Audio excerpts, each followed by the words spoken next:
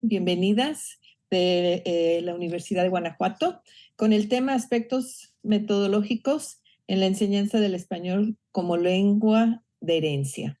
¿Sí? Les cedo el micrófono.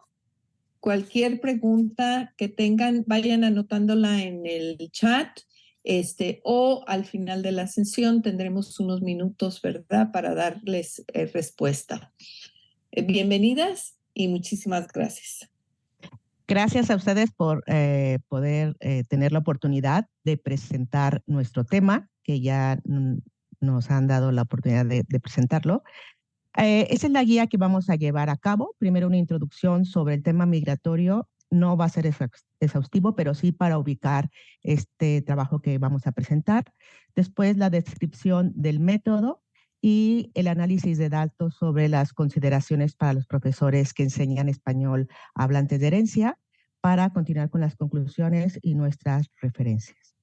Bueno, sobre el tema migratorio, parece que ahora es algo que está en el ojo de todos los noticieros. Todos los días vemos noticias de los migrantes que cruzan el territorio nacional para ir a los Estados Unidos. Pero hay que considerar que el proceso migratorio de México a Estados Unidos tiene una historia diferente. Como dos países que colindamos, compartimos muchas cosas, compartimos parte de nuestra historia, en varios territorios de Estados Unidos, alguna vez fueron de México y hay población mexicana allí, y que luego, a través de que se establecen las fronteras, bueno, hay familias que se quedan del otro lado de la frontera y otros que se quedan de este lado. Pero si hablamos de términos, digamos, ya formales, el programa Bracero fue un programa que trataba de establecer lineamientos para llevar trabajadores de manera legal a los Estados Unidos por un periodo de tiempo, por falta de mano de obra en los Estados Unidos, para trabajos agrícolas. Y bueno, eso se estableció de manera formal, duró varios años. Se pensaba que iba a traer un beneficio para las personas de trabajar allá, pero efectivamente hubo una derrama económica, pero también trajo otros problemas, como era la separación de familias o familias que en algún punto decidieron establecerse en los Estados Unidos y quedarse allá, o la separación también, unos aquí y otros allá. Entonces, este proceso migratorio de México a Estados Unidos debe considerarse en un punto diferente al que estamos viendo de los países de Centroamérica, porque ya es una migración circular, es decir, nosotros en ciertos estados, por ejemplo, Guanajuato, que fue uno de los estados que participó inicialmente en el programa Bracero, lo podemos ver en las fechas específicas como Navidad o Año Nuevo, cuando vamos a ciertas comunidades que se caracterizan por ser pueblos sin mucha población durante el año, pero en esas fechas específicas es cuando regresan estos migrantes a pasar tiempo con sus familias. Entonces, con este proceso que lleva varios años, más de 100 años, no solamente con el programa Bracero, sino desde antes, bueno, se han establecido una categoría que se llama hablantes de herencia. Son estas personas que su familia es de México y hablan español, o de Latinoamérica, porque hay que ver que ahora ya también se está viendo ese fenómeno, y el español lo adquieren a partir de oído, y el inglés es la educación formal que reciben, y entonces ellos tienen un bilingüismo desequilibrado. Más adelante vamos a ahondar sobre el tema. Ahora bien, el Instituto Cervantes acaba de sacar su anuario la semana pasada, el anuario 2023, y hay datos muy interesantes. El primero es que, bueno, ahorita sabemos que México es el primer país con mayor número de hablantes de español, ¿no? Nosotros ocupamos el primer lugar. Pero hay una proyección que para el 2060 Estados Unidos será el segundo país hispanohablante del mundo después de México. Entonces, ahorita no ocupa esa posición, pero lo que nos da la idea es que se sigue incrementando este idioma de hablante de herencia, creo que va a tomar una posición muy importante. Por otro lado, dentro de los temas que nos menciona el anuario, es que más de 62.5 millones de estadounidenses, el 18.9 de la población total del país son de origen hispano. Entonces ya estamos hablando de un porcentaje considerable en los Estados Unidos. El 67.6 de estos hispanos utilizan el español en el entorno familiar. No lo dejan por completo. Sabemos que muchas veces los padres no tienen la competencia suficiente en inglés y por eso usan el español en casa, pero esto da la oportunidad para que el español siga presente en estas comunidades. Bueno, la comunidad hispana sigue siendo el principal grano demográfico de Estados Unidos, pero su ritmo de crecimiento se ha ralentizado en las últimas décadas. Sabemos que las leyes migratorias se han recrudecido y algunos gobiernos no han favorecido esta integración, pero esto aún así no sigue delimitando. En los últimos lustros, el número de hablantes nativos de español nacidos en Estados Unidos ha superado el de aquellos nacidos fuera del país. ¿Qué quiere decir esto? Que, bueno, anteriormente con el programa Bracero, los padres llevaban a sus hijos a vivir a los Estados Unidos. Ellos nacían en México y a veces tenían una escolaridad inicial en México. Pero ahora estamos viendo que estos hijos de migrantes ya nacen en los Estados Unidos, entonces no han tenido contacto con la cultura ni con el idioma más allá del entorno familiar. Bueno, Potocki, que tiene muchos estudios sobre hablantes de herencia, sabemos que ella menciona que para estos hablantes de herencia, por estar en los Estados Unidos, obviamente su instrucción formal se recibe en inglés, ¿sí? A pesar de que los niños no dominen bien el inglés, sí hay estos programas bilingües, pero la idea es regularizar lo más rápido posible a los niños para que puedan continuar con el inglés. El español no tiene en este momento, en esos programas, una cabida para poder perdurar el español como tal, más que allá de la familia. Bueno, sobre ya hablando de manera general sobre la migración, sabemos que todavía hay muchos aspectos que podemos considerar sobre esto, pero lo que queremos hablar es sobre el trabajo que hemos nosotros realizado. Es un método de investigación-acción. Son clases con grupos de hijos de migrantes. Es un grupo que está en LeBaron, Pensilvania, y la mayoría de, bueno, ahorita vamos a hablar un poco sobre ellos.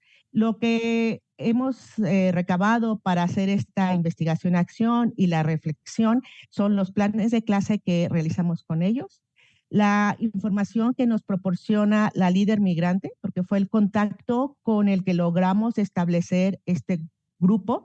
La líder migrante, ella trabaja directamente con este grupo.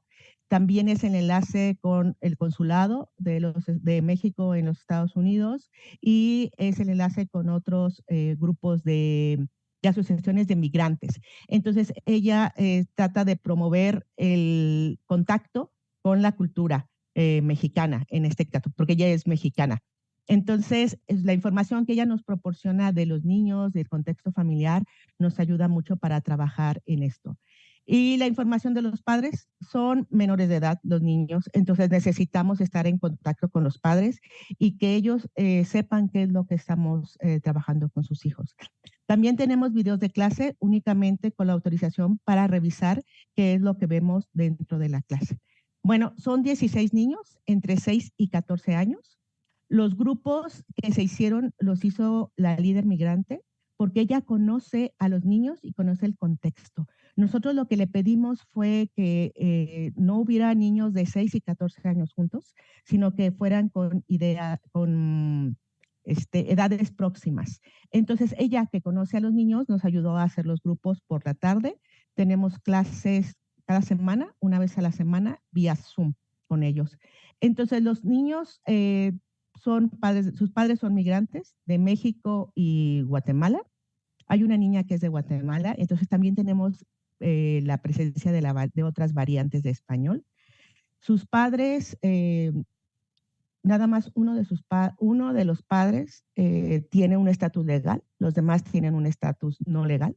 entonces no pueden venir a México más que solamente uno de los niños.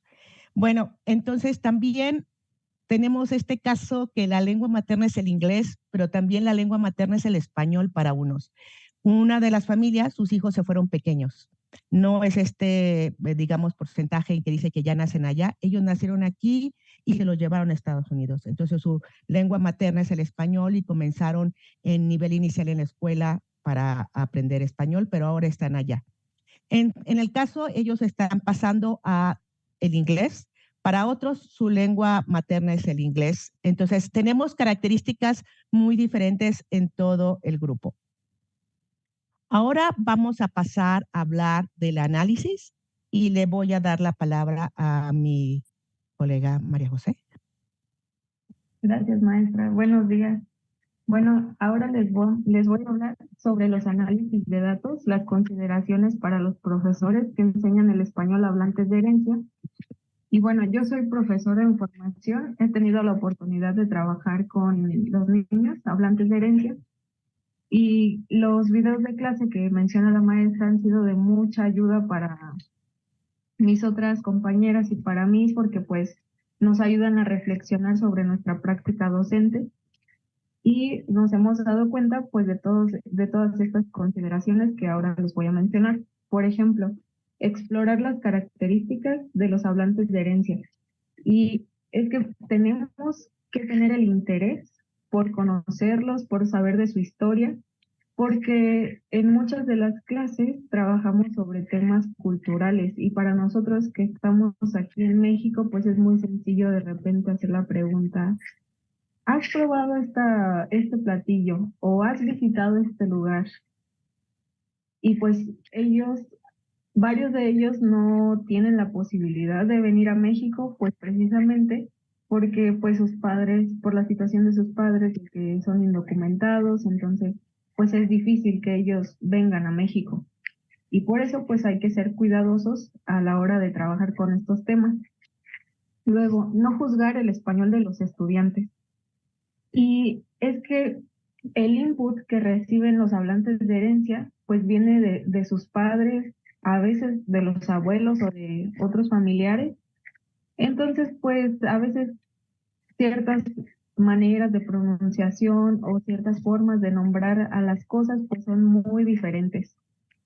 Pero pues hay que ser prudentes con la corrección de los errores, porque bueno, pues si así como existen variantes del español, es aceptable pues esta variedad, pues también con ellos hay que ser flexibles y hay que decirle, está bien esta forma en la que tú lo dices, pero también están estas otras opciones, ¿ok? Porque nosotras como profesoras pues nos apegamos un poco a la norma lingüística, ¿no?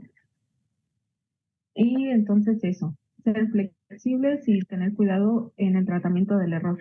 Luego, reconocer las fortalezas en las destrezas lingüísticas de los estudiantes. Y es que como ellos tienen un bilingüismo desequilibrado, pues su comprensión auditiva y su expresión oral es muy elevada.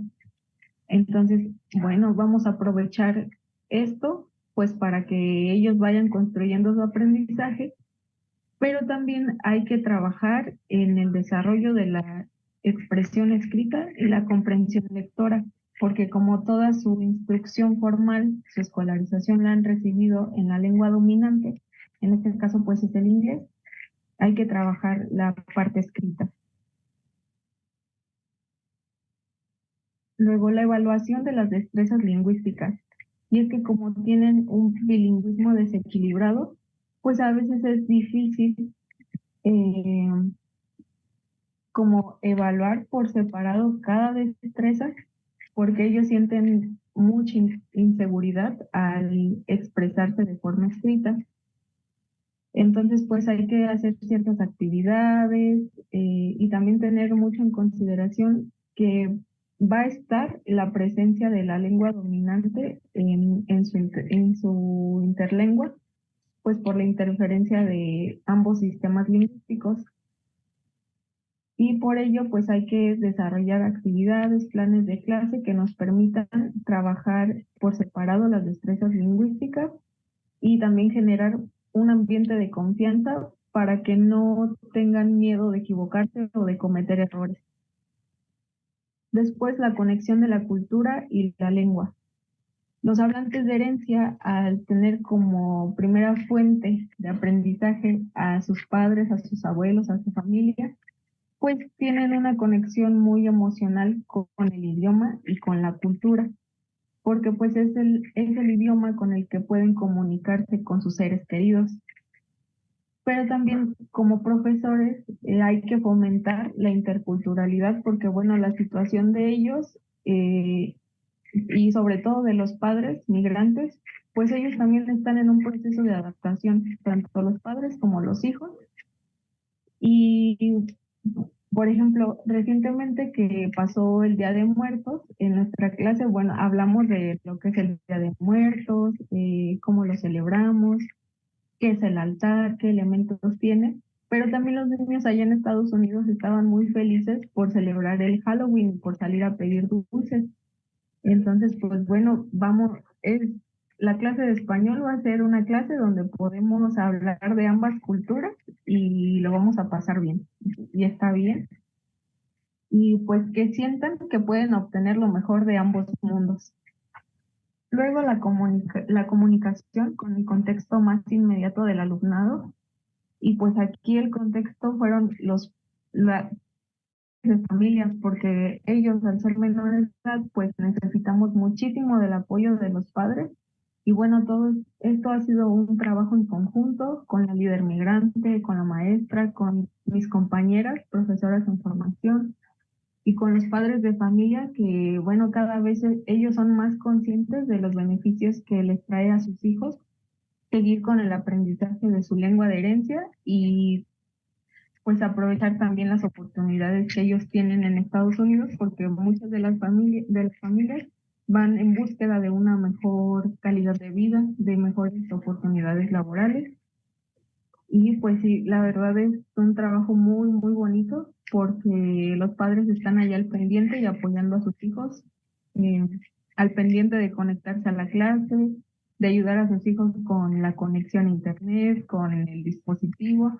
Y claro, ya los estudiantes que son un poco más grandes, que son adolescentes, pues ya ellos son más capaces de conectarse y de manejar el dispositivo electrónico.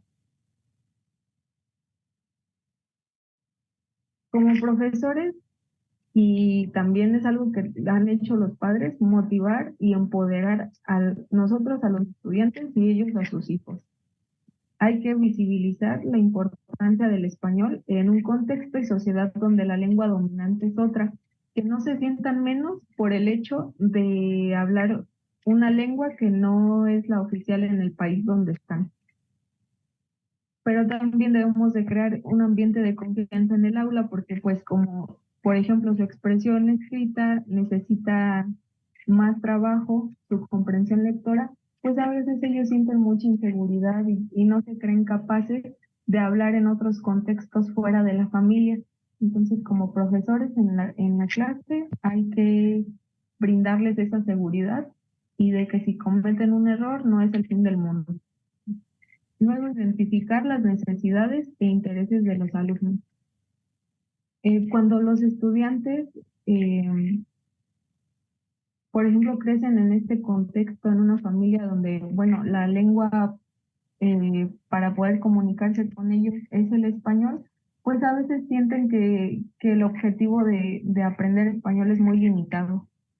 Pero cuando empiezan a darse cuenta de todos los beneficios que trae, ya ellos empiezan a despertar un interés más grande y también los padres, entonces ya hay objetivos más específicos todavía en su aprendizaje y pues sí tienen mucha curiosidad por seguir aprendiendo, están motivados para hablar en español, para comunicarse en español.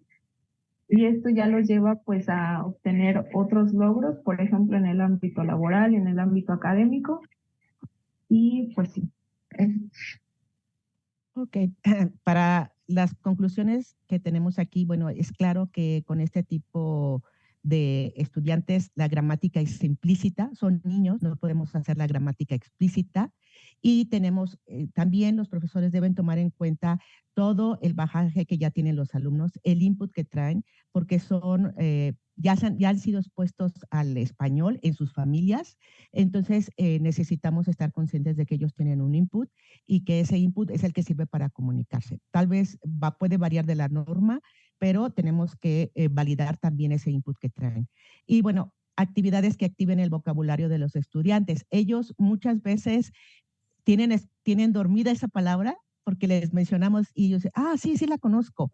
Entonces necesitamos que ellos empiecen a practicar, hacemos preguntas detonadoras para hacer propiciar la lengua y también actividades que usen, que impliquen el uso real, porque ellos han aprendido la lengua en el uso real. Entonces necesitamos trabajar eso. Ellos manejan muy bien el aspecto sociopragmático de la lengua, lo cual lo ayuda para trabajar las clases. Materiales auténticos, los materiales que trabajamos en clases se los compartimos después a los padres porque a ellos también les interesa y ver con qué se está trabajando.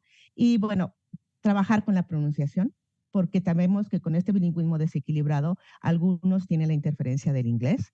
Y bueno, fomentar para que los estudiantes puedan hacer sus propias creaciones, tanto de manera escrita como de manera oral, para que ellos tengan la confianza sobre el idioma, que no solamente sean pasivos. Bueno, ajustándonos al tiempo, estas son nuestras referencias. Agradecemos su atención. Justo a tiempo. Si de los que estamos participando en esta sala hubiera alguien que tuviera una pregunta y quisiera externarla.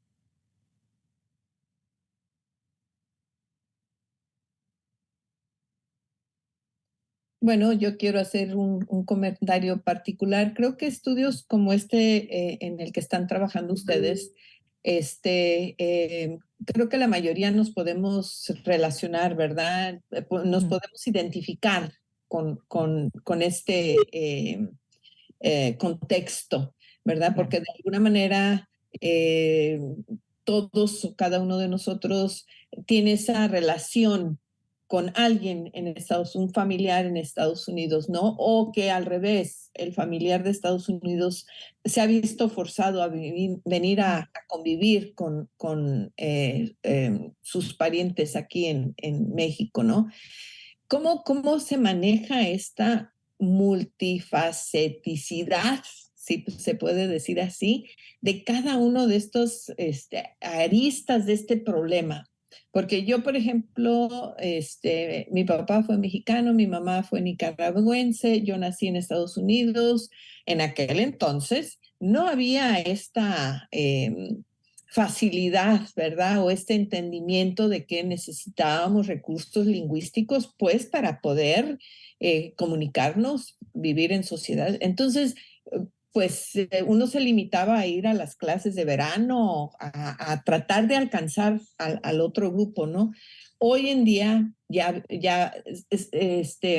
podemos citar muchos tipos de escenarios, pero ¿cómo controlar? Ustedes mismas al momento de que describen en los perfiles de los niños, cada uno es diferente, ¿verdad? Cada uno vive una situación diferente. Entonces, para su estudio, ¿cómo han podido controlar o cómo han podido medir para la confiabilidad de sus resultados? Bueno, tenemos que decir que este grupo con el que estamos hablando es el que está en este transcurso de este semestre, pero nosotros ya llevamos año y medio trabajando con hablantes de herencia. El primer grupo fueron 2 familias que eran originarias de Guanajuato, de un municipio cerca del Estado, y que ellos lo que querían era que cuando sus hijos vinieran pudieran hablar en español. También porque en una de las familias el abuelo tenía Alzheimer y había olvidado el inglés. Entonces la única forma de comunicación en la familia era el español y no querían que perdieran ese contacto. Entonces eso nos dio la oportunidad para revisar este aspecto. Creo que a veces hablamos de lengua de herencia y pensamos que eso tiene que suceder en Estados Unidos. En Estados Unidos tienen que darles esta educación Pero entonces nosotros nos cuestionamos, ¿qué podemos hacer nosotros desde nuestra perspectiva y desde aquí? ¿Cómo podemos integrar a este grupo? Porque nosotros hay que pensar que ellos un lugar a otro. Por ser hijos de mexicanos, tienen el derecho de obtener la nacionalidad mexicana y el pasaporte. Ellos pueden llegar a tener los dos pasaportes, que en algunos casos así lo hacen. Pero también en una siguiente fase que tuvimos en el verano, hicimos unas entrevistas con líderes migrantes y con personas que ya son migrantes y que tienen hijos allá. Y ellos nos decían, es que no podemos regresar a México porque nuestros hijos no se adaptan con el idioma. Cuando ellos llegan a las escuelas, les dicen, ¿cómo no hablas español si tú te llamas Juan Pérez? ¿Cómo es posible? ¿Cómo no puedes leer? ¿Cómo no puedes escribir? Entonces creo que lo que nos falta también es concientizarnos a nosotros como cultura aquí de las características que tienen estos hablantes de herencia. A veces hacemos juicios mucho más duros que los que les hacen a ellos en los Estados Unidos. Discriminamos su lengua, discriminamos cómo hablan, discriminamos por qué prefieren hablar en inglés. Ellos prefieren hablar en inglés porque es donde se sienten seguros. Español es solo en el entorno familiar. Entonces, tenemos que trabajar mucho en ese sentido. Yo creo que nos ha servido esto para entender lo que es la empatía con el otro, a entender que cada estudiante tiene características diferentes y respetar que ese español que ellos tienen es el que les sirve ahorita para comunicarse. Entonces, darles nosotros otras herramientas creo que funcionan muy bien, pero nuestra idea es trabajar desde aquí para que, porque somos maestros de español y a veces aceptamos muy bien al extranjero para enseñarle español. Yo no digo que está mal que aprenda español, pero también debemos ayudar a los de lengua de herencia a fortalecer su español, porque a quién no le ha tocado un estudiante de intercambio que viene de los Estados Unidos, que tiene raíces mexicanas y que le cuesta mucho trabajo leer y escribir, pero habla muy bien, pero en inglés lo hace muy bien. Exactamente, yo coincido en muchos de los aspectos que has mencionado. Pues ya estamos a 2 minutos, no sé, María José, si quieras agregar algo. Sí, gracias. Y pues retomar el comentario sobre la investigación que hicimos recientemente en el verano. Y pues en sus respuestas, los hablantes de herencia, que fueron nuestros informantes, varios de ellos toman clases de español, por ejemplo, a nivel universitario, y ellos no se consideran como hablantes del español porque basan mucho su aprendizaje en las calificaciones que obtienen en sus clases allá en Estados Unidos. Y es que como su comprensión auditiva es alta, pero la expresión escrita es muy baja, pues esto hace que la calificación tenga ahí unas modificaciones. Entonces ellos se basan mucho en eso. Y no, o sea, traen todo un bagaje cultural detrás. Y es que realmente saben el español, pero por estas calificaciones ellos pues no se identifican como hablantes de herencia. Muchísimas gracias a las dos, muy interesante y de nueva cuenta creo que de alguna manera u otra sí nos identificamos con muchos de los aspectos, ¿verdad? Que han mencionado. Les agradecemos mucho la participación en este segundo foro y bueno, seguimos conectados para nuestra siguiente presentación. Muchas gracias. Gracias.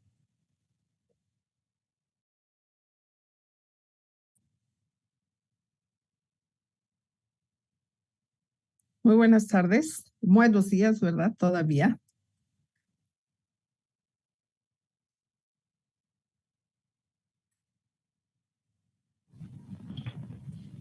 Hola, Estela. Buenos días. Hola, Liliana, ¿tú nos indicas? Sí, a las... Ya listo.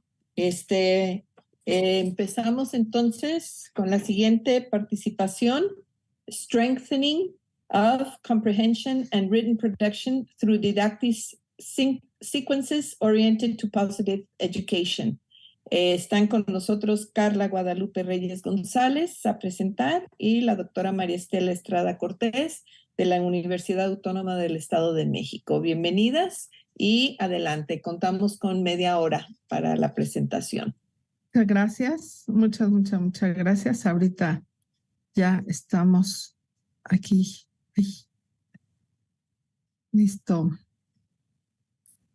Ok. Gracias. A ver. Listo.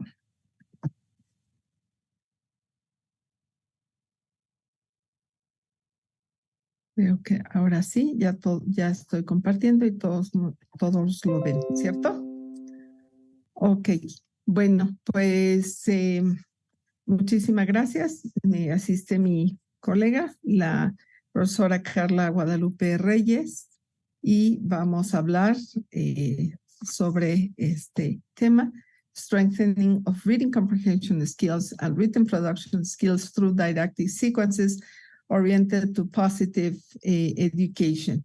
Well, the main aspects, the main elements that we are going to talk about is obviously the theoretical assumptions and premises underlying these three dimensions, reading, writing, and positive education. We're going to talk to explain the statement, the problem statement that originated this research, the method design, and obviously how didactic sequences were designed in order to launch the intervention plan, and some results and discussion. Well, first of all, as you know, a reading comprehension is considered as a mental process of highly cognitive complex type, where we have an interaction between the author, the text, and the reader. Sometimes we have bottom-up approaches, sometimes we have top-down, but we consider there is a continuous interaction between these three elements, the author, the text, and the reader. So it also means getting involved in what you read. Therefore, aspects such as motivation predominate in this exercise. And it's going to be very important because it is taken into consideration when it comes to select the materials. For written production is considered, according to Cervantes and Tangen, a process of creation, organization, and refinement for the production of a written message to him, where he or she sees the intention of the one who is writing, okay? The person who's sending the message is also very important. So when it comes to setting up a written task, it's very important to let them know who they are writing to, why they are writing to, how they are going to write. So style, organization, and the linguistic components, grammar, syntax, and lexicon are very important. Finally, the main element here is positive education. That is a methodology in which we are looking for maximizing well-being and success of the students through the recognition of their emotions.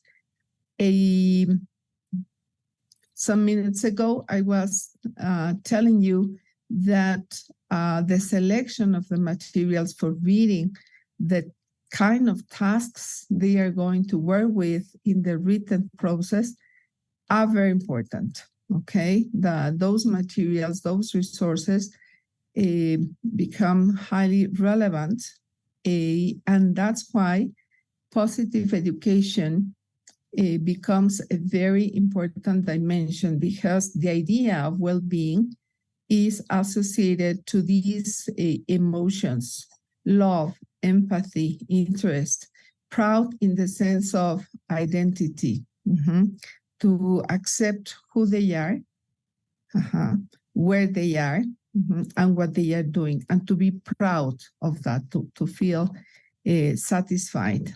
And that is based on Fredrickson. What is the problem that my colleague Karla found?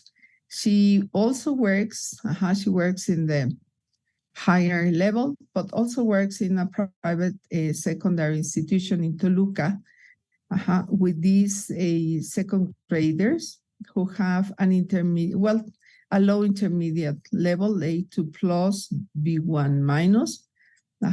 And it was identified that they had some problems, basic problems to identify, to understand the central and subsidiary ideas. Also, they had some problems when they had to write. They lacked some resources, and their ideas were not really well organized. And they were not very keen on writing. They needed some motivation to write about interesting topics. So again, when it comes to the selection of resources, it is very important to know what kind of resources. So positive education turned out to be a very important dimension in this research. There were 3 phases, 3 stages in the data collection process. The initial with a diagnostic exam, in which obviously the students showed weak performance. Then the development. Here is very important to highlight that there were some instruments that were used from the perspective of reflective teaching practice, such as audio recordings, not video recordings because of the age of the students. So only audio recordings were used, a reflective diary from the researcher, and self-assessment.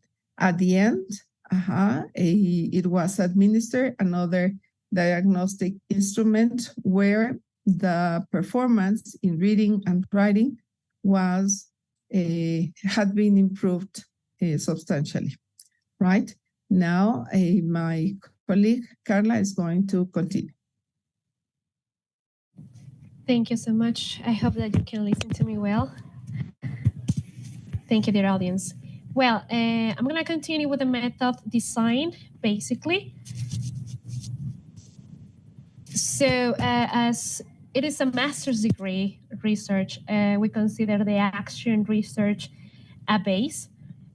Burns mentioned that an action research allows teachers to get involved in their practice in classrooms, to explore the realities in classrooms, how teachers face every day, and actually to improve and reflect in our teaching practice. That was one of the objectives that we look for as well in this research. And the type of the approach is going to be a qualitative research, because it allows us to depend in the daily practice, to explore all the instabilities of a topic, in this case, well, the reading and the written production and the motivation, and to establish, of course, new theories or approaches. That was one of the objectives of this research.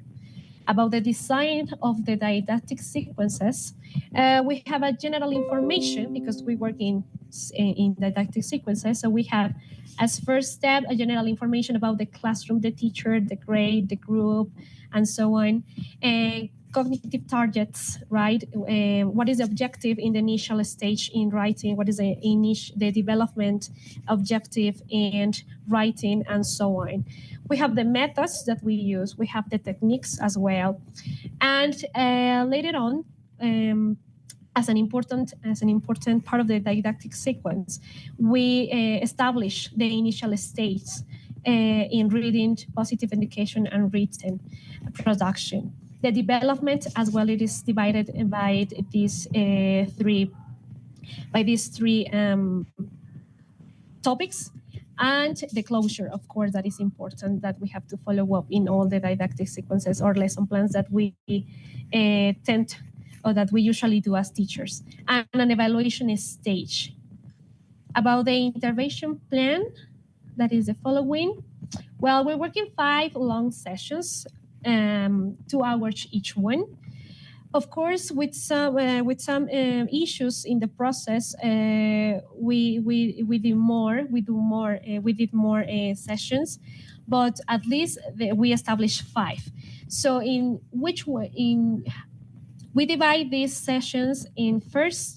We need to work in the reading comprehension. So with the students, we have to show an emotion in a text. Then they have to continue to do some exercises such as true, false, and vocabulary. Basically, that was our focus. Then we continue with an activity related to positive education.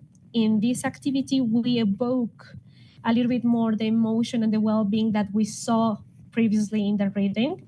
And then the writing production, we close with that ability because we believe that reading and writing are going to be always together. And the students here need to create a short story that reflects the emotion that we read, that we reflect, and then they have to produce a short story. And this is as well because we want to establish this new way of writing that is creative. Right? Because writing, it is also tend to be very, very boring for students, and junior high students are very, very picky in those abilities. So that's why we consider the creative writing as a part of this research. The results and the discussion, well, this is like a little overview. We have reading comprehension, written production, positive education, and the general results or discussions. So in reading comprehensions, we have a significant advance in the session number 5 because it was an integral method. What that means, we collect all the methods that we check in the sequence number 1, 2, 3, 4, and we do 1.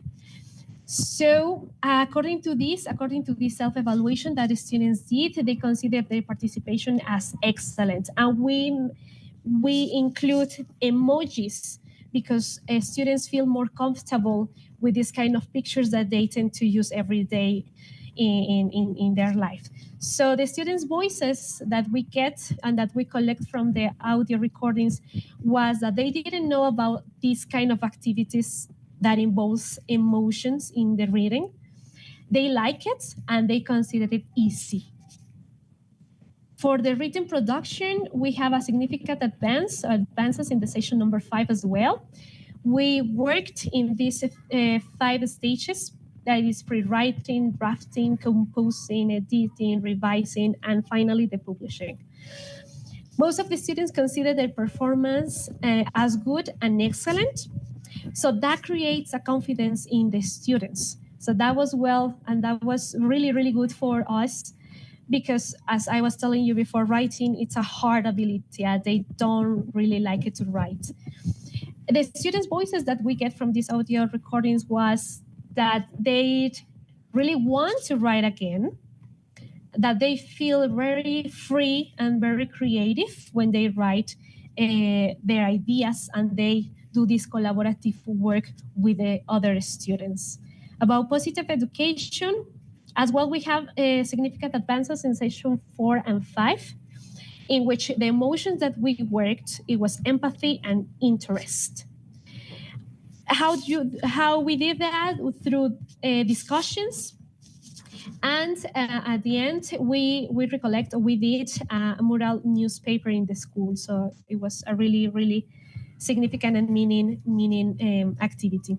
About the students' voices that we collect, they recognize that it's important to be empath with other people and with other people's feelings. That was an assumption that they have, and that they always made good decisions.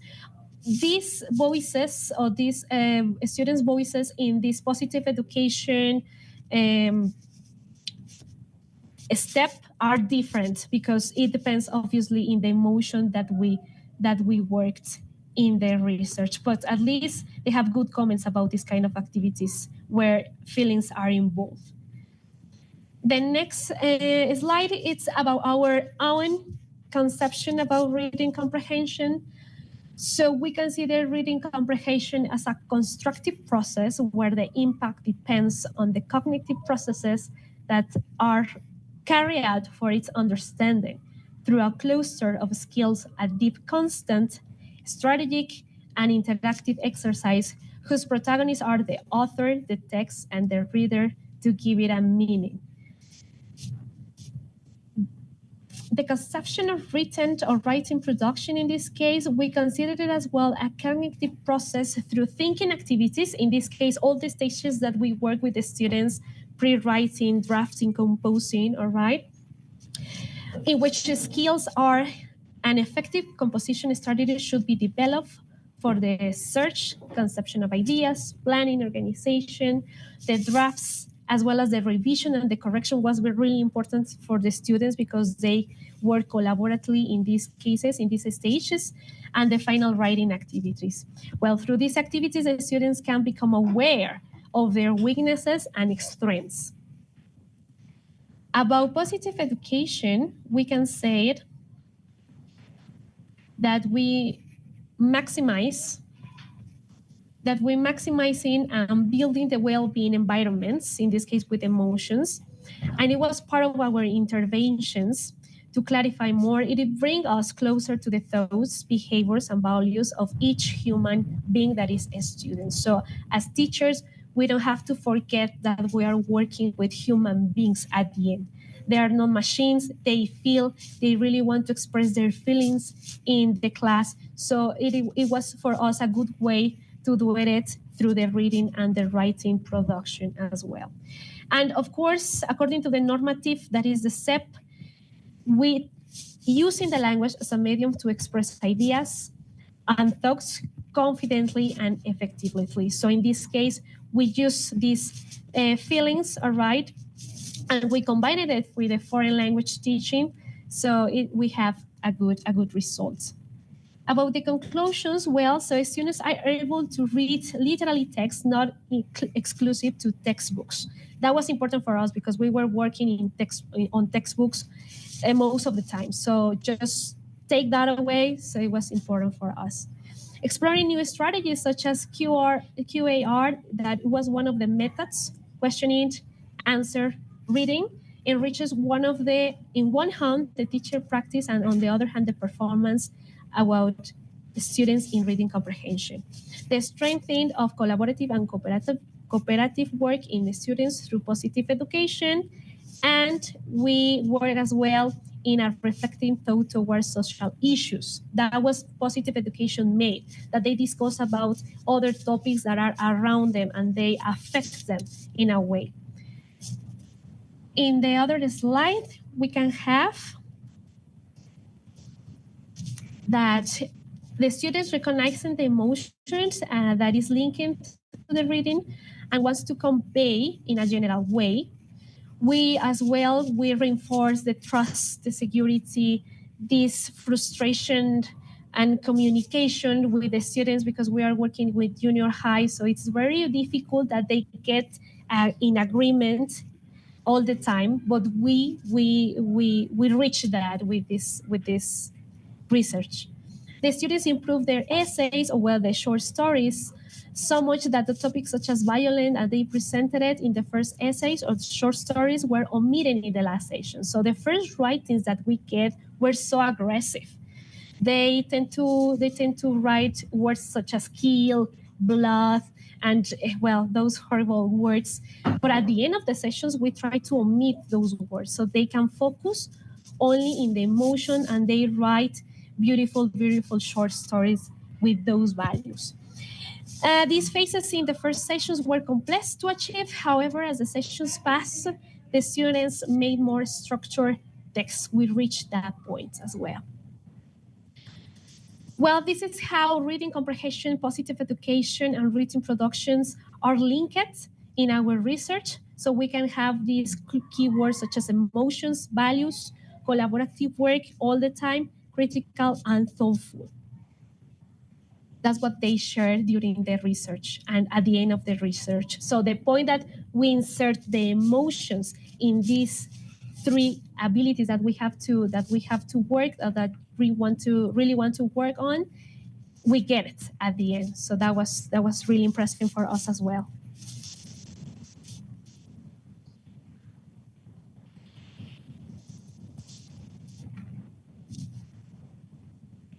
Your microphone, I think. Yeah.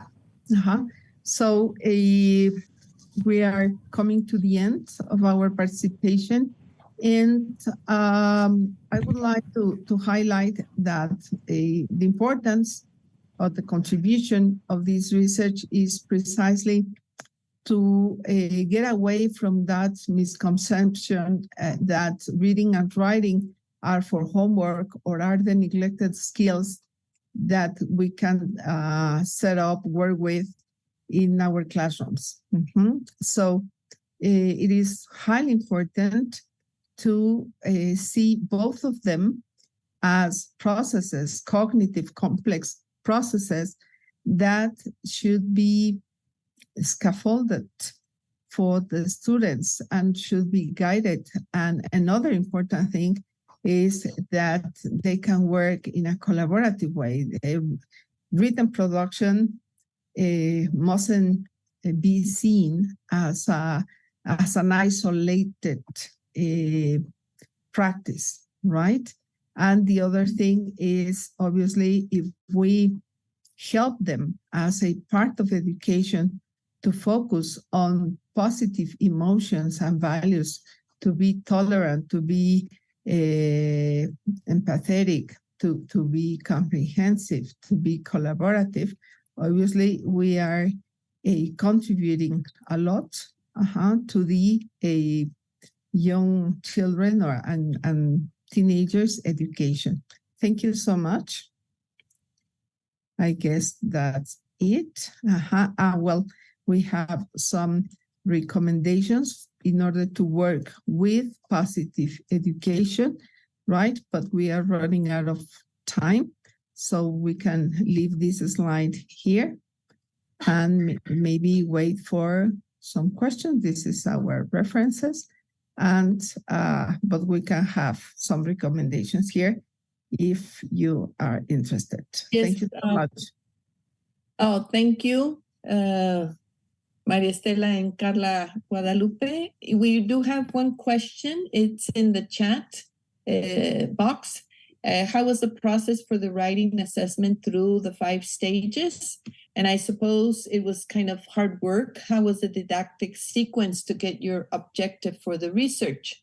Yes. And Jorge Rangel Garcia has asked this question. Well, Yes. I must say, yes, I'm sorry. I must say that it was, I mean, because of the time, we couldn't add this didactic sequence because it was so long, really long, all right? So in this case, the objectives, or most of the objectives, because we don't have to forget that we work with the companion volume with descriptors. So we look for those that were like suitable in order to work with the feelings, all right? So we take into account those as part of our objectives, but of course it is linked as well with the method that we use. So it was such as like a combination of both, all right? Because it is important for us that the students get to the other level because they need to present a certification at the end. So that's the first answer for the second question, I think.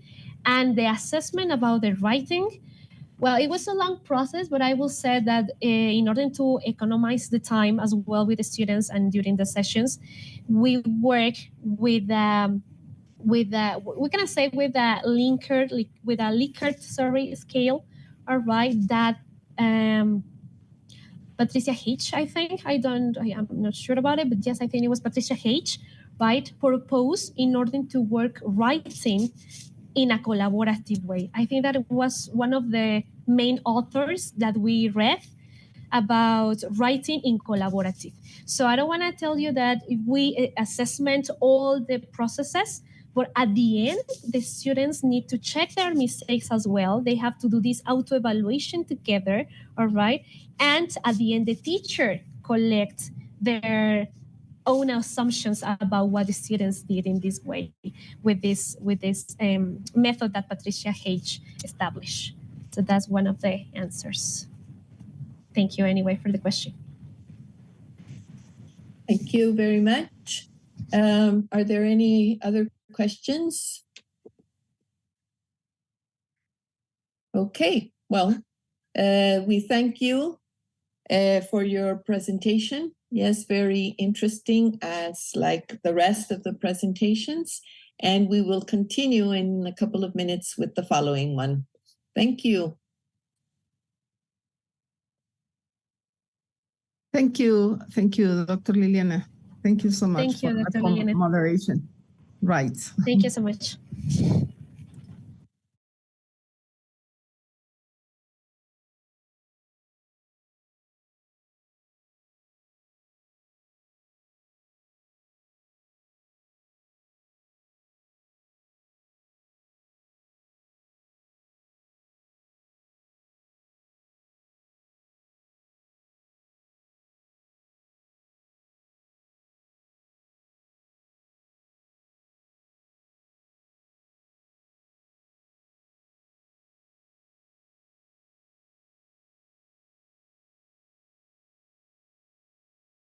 Recording stopped.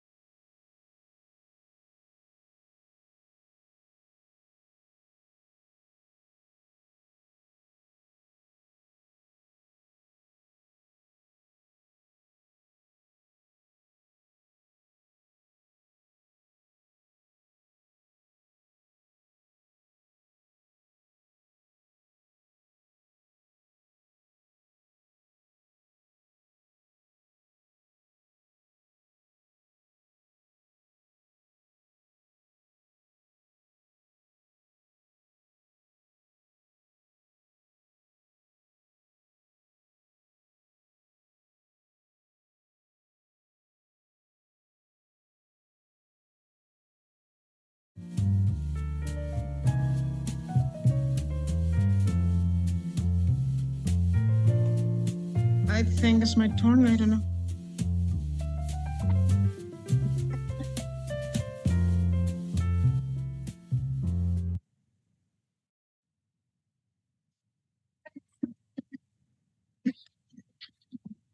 Vamos dejando un ratito para que inicie la grabación.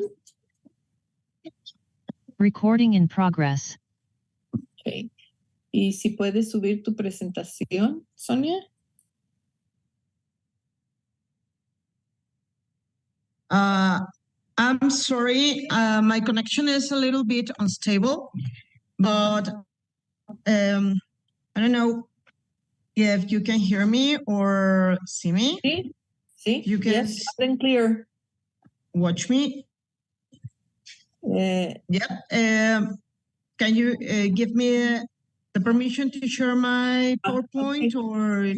Yes, Pepe, can you, Yes. ¿nos puedes hacer el favor? Okay, I can share my screen. And just give me just 1 second. The thing is that my connection is a little bit unstable because I'm as you can imagine on a school. So Listo. It's ready. It's ready. I can see it. okay. Yeah? Well, Okay. So I think give me a that sec. my Give me a colleague sec. Vero, it's also a little bit late. We thought that. Okay. No. Okay, so tengo el registro de tu tema, ¿verdad? En español. Entonces, es la experiencia de los docentes de inglés en influencia en el enfoque educativo. I see that you have it in English. That's good. Van a estar presentando las compañeras Sonia Vences Ríos y Verónica Vilches Esquivel de la Universidad Autónoma del Estado de México. Tenemos media hora. Adelante, Sonia. Okay, hi. Well, first of all, I would like to introduce myself. I don't know if Vero is already here, but she will write to me as soon as she arrives. Well, I'm Sonia. I have been an English teacher for over 20 years. And Vero, well, she has been an English teacher also in this university for 25 years, more or less. And we are trying to set research about how our experience and other aspects can impact on the educative approach that we show on the English lessons, okay? And how do we behave with our students? So far, we have a theoretical part that is the thing that we would like to present today, and to establish the objective and the way we are going to continue further in this project and in this research. Originally, we were working on this in Spanish, but we are also, we decided some weeks ago to present it in English, but I think that's not a big problem. So, I work in FACICO, here in our university, I think. Hold on, well, okay. Okay, sorry, I was reading this. Okay, I'm an English teacher in FACICO and Vero in high school number 4. I hold a PhD, and Vero is also an English teacher. We would like to start asking you, what can you see? Who are they? And of course, we can have not that much interaction as we would like to have. But as you can see here, obviously the expected answer is that they are teachers, different kind of teachers, with different approaches, with different students. So they are teachers, and there are many ways to be a teacher. As you can see, there is an old school teacher, maybe an elementary school teacher, and another teacher who is extremely young and maybe teaching in a high school. The problem here that we have seen in this, in our context, is that most of the teachers haven't had, give me just 1 second, please. I need 1 second.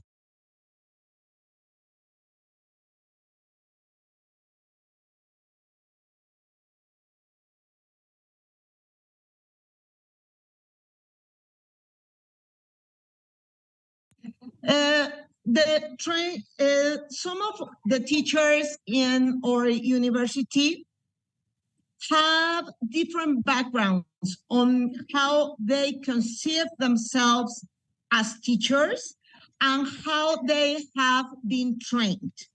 So we would like to explore at the very end of this project the social meaning of their practice.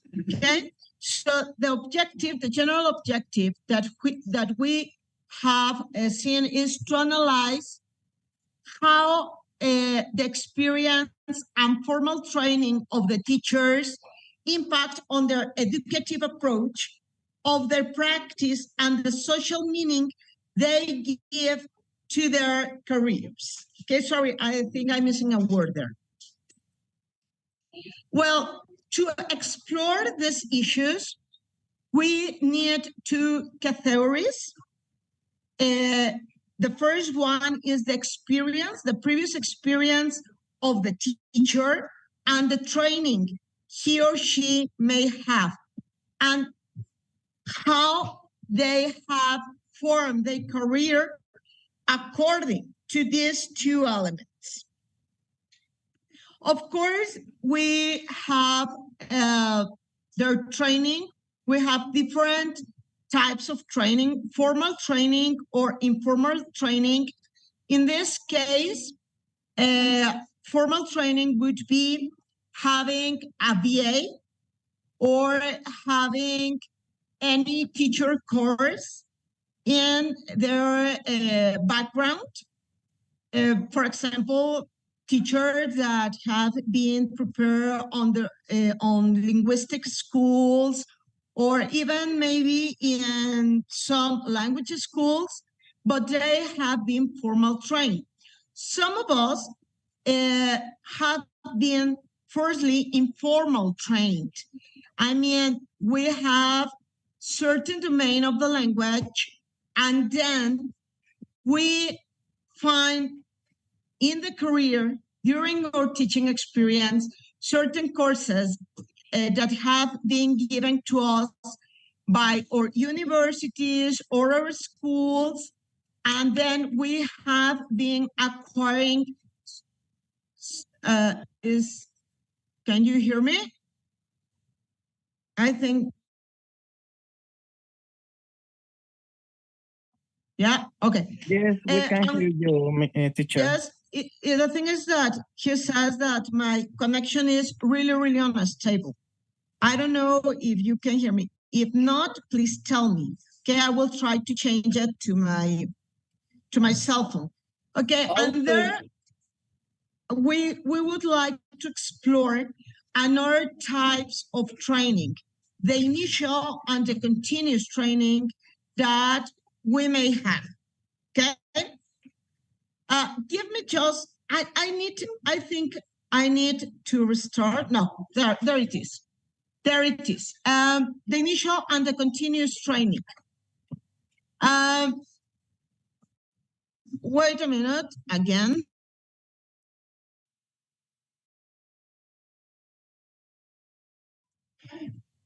Okay, there. The initial training that we may have, or the continuous training. The thing is that we have seen two profiles of teachers in our experience. Those who haven't had the formal or the initial training, and those who have the informal and the continuous training. There are two types of teachers. So in this study, we would like to compare how these two segments of the English teachers create a meaning to their practice and how it impacts on the way they teach and on the way they develop their careers. Okay. So in this case, what would be more important, the praxis or the doxa? These are other two categories that we need to explore with those teachers. We are designing some instruments, to explore this. In this case, the praxis is the experience on their practice, and the doxa would be the theoretical knowledge. What is more important for them, and if they feel strong enough, if they have just one of them or two of them. So we have seen also in our exploratory studies that, some teachers feel that they do not need one of them.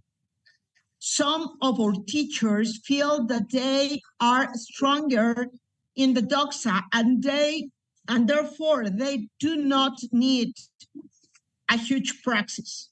And some of them think that the praxis is not the important thing and not the doxa.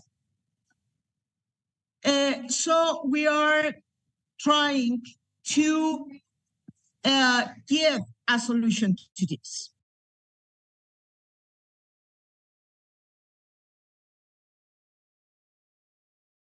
Sorry. I muted. How to reconcile them? Well, we have to rationalize the practice, and we have to do it on regular and everyday basis. This is our proposal, so we can have a reflective teaching, but a real reflective one, not just from the docs, okay? So we would like to have them and to help teachers and give them the right tools to do this. Overall, to those that haven't had the initial and the formal training at the beginning of their careers, because they think that it is more important the practice than the doxa. Well, there's sort of a part of the research we are trying to set and we are trying to explore. This research has not been finished, so it's just part of the theoretical part, and we think we want to. We are trying to establish a new category that would be the teaching knowledge, that each teacher develops in his or her career. This teaching knowledge should be systematic, deep, and contextualized.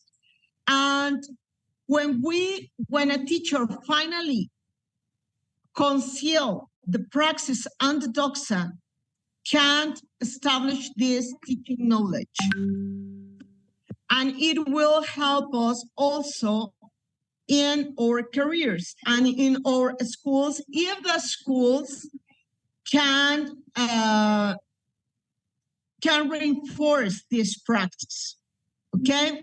So if we finally manage to create this teaching knowledge from the praxis and the doxa through the reflective teaching, we will have the impact on the educative approach. In this educative approach, we can attend our students' needs, our teachers' needs, and the context needs. So each teacher should have a deep knowledge of who their students are, who is him as a teacher, and where is their students and school located, so they can attend also the context. Okay, well, so far, I'm so sorry. The thing is that the report, give me just 1 second. I will try to see if Vero is here. I don't know if you can tell me if Vero Beaches is connected. I cannot see. Yes, she is. She is? Okay, there is Vero. Vero, Vero? I don't think. The case we are here really near and, well, anyway, well, this, as I have said, is an exploratory studium. It will be exploratory studium that we are going to carry on in our university, and we are trying to establish the instruments right now. Vero, are you there? Vera? Vera? Now I think she cannot hear me. Well, if you have, while Vero answers, if you have any question, I'm so sorry. Everything is, it's against me. I think everything today is against me. I'm really, really sorry. We still have a couple of minutes, 10 minutes, yes. So if anybody has a question regarding this project, as Dr. Vences has just mentioned, it's in progress. So there are still a lot of things to be decided. But still, yes, any questions from our audience? Suggestions? Yes, yes. The thing is that we would like to explore the social meaning of being a teacher. The difference when the teacher has been initially trained and of those who haven't been initially and formally trained, and that we have been formed in the past, no? That we have been creating our professional meaning during our career.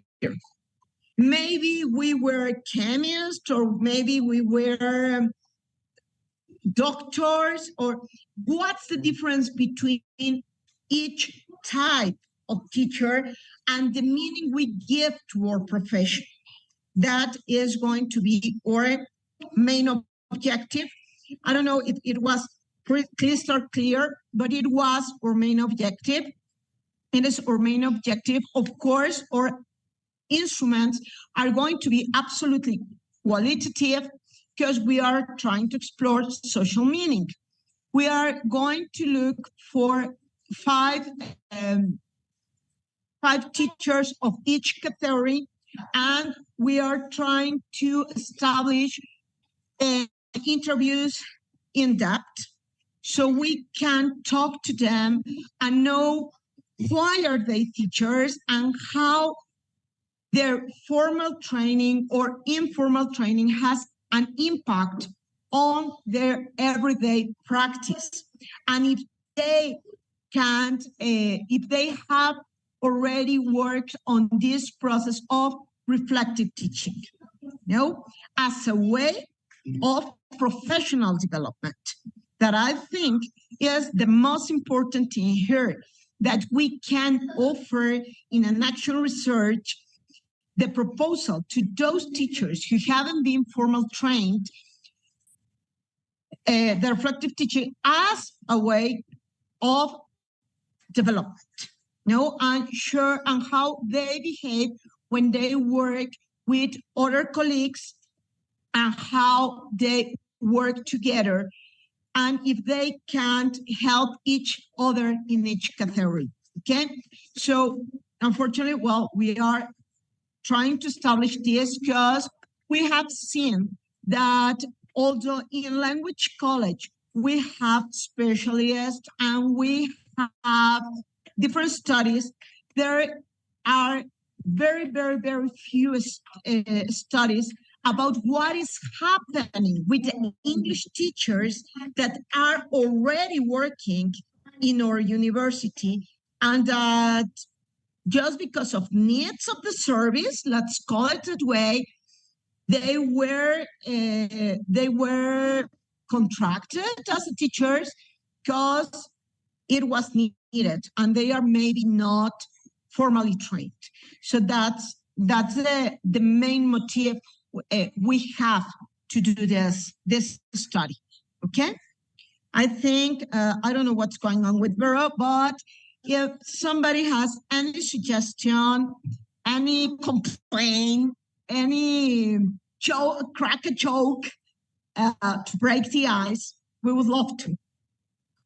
And I am here to hear you.